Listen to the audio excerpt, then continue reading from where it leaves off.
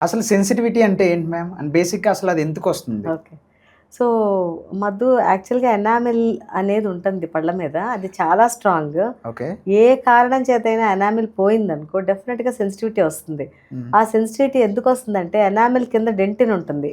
ఆ dentinal ట్యూబుల్స్‌లో nerve endings ఉంటాయి.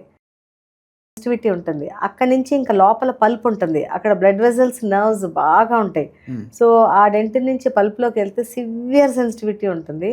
కాబట్టి ఎనామిల్ ఏ కారణం చేతైనా అరిగితే, విరిగితే అప్పుడు సెన్సిటివిటీ ఉంటుంది. ఒకవేళ ఈ 2 కాలేదనుకో పుచ్చు వస్తే, క్యావిటీ వచ్చినా కూడా సెన్సిటివిటీ ఉంటుంది. సో, ఈ సెన్సిటివిటీ అనేది మైల్డ్ ఉండొచ్చు, మోడరేట్ ఉండొచ్చు, సివియర్ ఉండొచ్చు. కొంతమందికి అన్‌బేరబుల్ సెన్సిటివిటీ అంటే నోరు తెరిస్తే ఆ గాలికి కూడా సెన్సిటివిటీ ఉంటుంది. అంటే వాళ్ళకి ఎక్కువ అరిగిపోయి అలా వస్తా ఉంటుంది. కొంతమందికి చల్లటివి, వేడివి తీసుకున్నప్పుడు సెన్సిటివిటీ ఉంటుంది. సో, ఆ సెన్సిటివిటీ ఇంటెన్సిటీ బట్టి మనం ట్రీట్మెంట్ అనేది ఇస్తాము. యూజువల్‌గా ఏమవుతదంటే మనకి సెన్సిటివిటీ మైల్డ్‌గా ఉంటే డీసెన్సిటైజింగ్ టూత్ పేస్ట్ ఇస్తాము.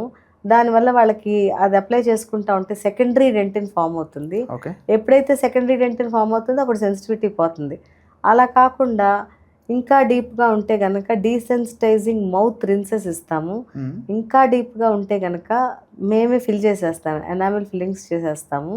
సో, ఇట్లా depending upon the severity okay. దాన్ని పేస్ట్ వాడాలా? లేకపోతే మౌత్ రిన్స్ వాడాలా? లేకపోతే ఫిల్లింగ్ చేయాలా? డిసైడ్ చేస్తాం. చాలామంది ఏం చేస్తారంటే ఈ మధ్య ఈ టూత్ పేస్ట్‌లు కొన్ని టీవీలో వస్తా ఉన్నాయి. సెన్సోడైన్ రిపేర్ అని అదని. పేషెంట్స్‌కి తెలియకుండా కంప్లీట్ అయ్యే వాడేస్తా ఉంటారు. ఎప్పటికీ అది రెగ్యులర్ టూత్ పేస్ట్ కింద యూజ్ చేస్తా ఉంటారు. అది చాలా పొరపాటు చేయకూడదు. నీకు సెన్సిటివిటీ ఉంటేనే నువ్వు డీసెన్సిటైజింగ్ పేస్ట్ వాడాలి. ఓకే. అది కూడా దంతవైద్యుడు ప్రిస్క్రైబ్ చేసిందే వాడాలి.